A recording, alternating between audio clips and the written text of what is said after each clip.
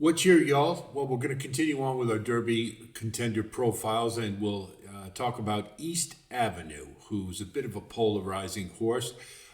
This one is trained by Brendan Walsh and Tyler Gaffleone. Tentatively, probably not going to be the jockey, but we'll see. But we'll see with that. This one is, we've seen the good, the bad, and the ugly, haven't we? We've seen the really good in the Breeders' Futurity. We saw a pretty game second in the Bluegrass, and then we've seen a couple of duds in between. So the good race, bad race pattern, maybe, maybe not. I don't know, but this one's kind of a real quandary, one really hard to figure out. We'll take a look at his pedigree, and I don't think there's any problems here, being by Medaglia d'Oro. And his damn dance music, this is the first fall for her. But you go back to her second damn, East Avenue second damn dance card. She won the Gazelle and the Breeders' Cup Filly and Mare Sprint. And also produced a couple of Sprinter Miler types in Cody's Wish, as well as endorsed. So, from that perspective, maybe a little bit of a question, but Ghost Zapper being the sire, the dam sire, and this one so far looks like I'm not overly concerned with the distance. And again, one big advantage, one big plus rather, look at the female family. East Avenue's by 1x. And as I've mentioned many times, that's the La Troyenne family. You cannot get any better class-wise than that. And from that perspective, I think the distance will be fine. You look at the dosage index, you do see two solid influences there, which is always good for stamina. And has a dosage of 3.0, although, again, we won't take too much credence with that. You look at the conduit mare profile, and it is skewed more towards speed than stamina. So, in retrospect, you take a look at that, and maybe that gives a little bit of an alarm. But look at all the solid and professional influences in the general profile, and triads wise, it kind of goes speed and then kind of middle and then stamina. So it's kind of an intriguing pedigree from that perspective. But I think he's going to be okay at the mile and a quarter. There's other concerns we certainly would have with East Avenue, and I'm not gonna worry too much about pedigree. I think we have other things to worry about. So we take a look at the running lines here, and we all know what the issues have been, right? I mean, he was, ran a really nice maiden at Ellis, ran a super Breeders' Futurity on a speed favoring track at Keeneland. We can't discount that, and that would maybe explain the 90 late pace fraction, which is pretty good for a horse running on the front end around two turns. Breeders' Cup Juvenile, we know he just blew the brake and really didn't have much of a chance. But one thing that I would say is a positive is that looking at those running lines, he did keep running instead of just throwing in the towel. So that's a little something, I suppose.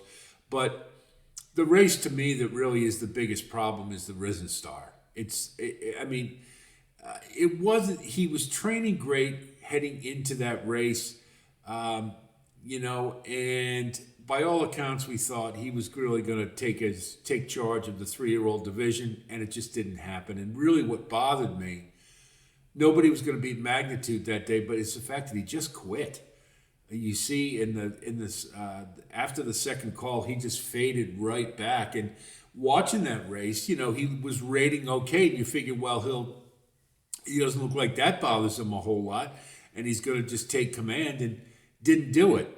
Now, you go to the Bluegrass Stakes, and certainly he ran better, and it is encouraging that he got a career-high Brisnet figure off the bench. But one thing to note is, look at the Breeders' Futurity pace calls, 46-3, 111. Now look at the Bluegrass calls, 46-4, 111 and 4, pretty similar. And yet his late fraction was 83. So they were pretty much crawling home. You see, the last eighth of a mile, they ran in 13 and 2. That's really the big concern about that race, and the fact that watching that race visually, it kind of looked like East Avenue was saying, "Somebody please catch me," and Burnham Square did. So while I think it was an encouraging effort, he certainly ran a lot better. We can't get past the fact his best efforts are both at Keeneland. And outside of Keeneland, with the exception of his maiden at Ellis Park, he hasn't run as well.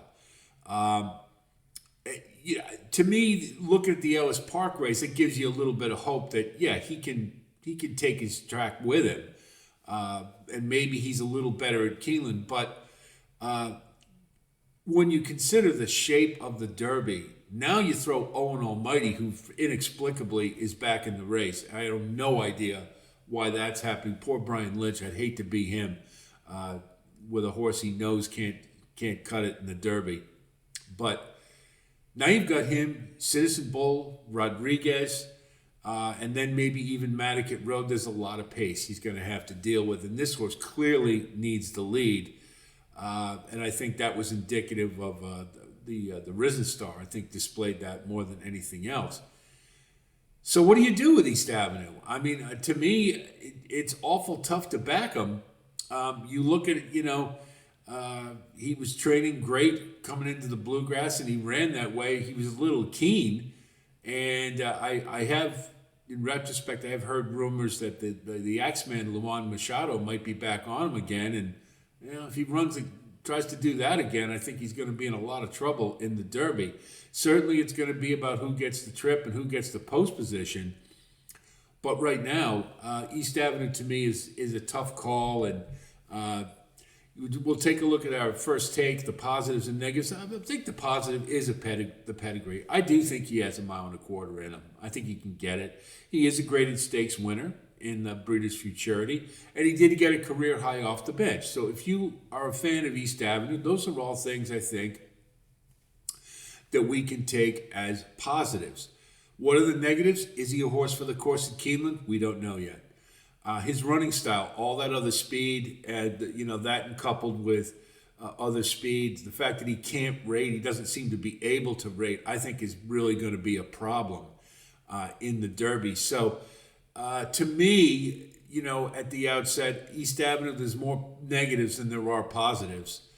And even if he comes back and runs a good race, he improves off the Bluegrass, just the fact that he's got so many other speed types he's going to have to deal with, I think makes for a pretty tall order for him to have a positive Kentucky Derby. So that's East Avenue. Hope this analysis helps you with your own assessment. And if you do like content like this, of course, please like and subscribe. And thanks again to all of you who have come on board. Keep those comments coming. We're going to continue with Derby profiles for all the contenders, and we will try to do it for the Oaks as well before we head into our elements of handicapping, form, class, speed, and pace. So be on the lookout for that. Lots of content on the way. So that's it from here. I'll talk to you soon. And until then, be well.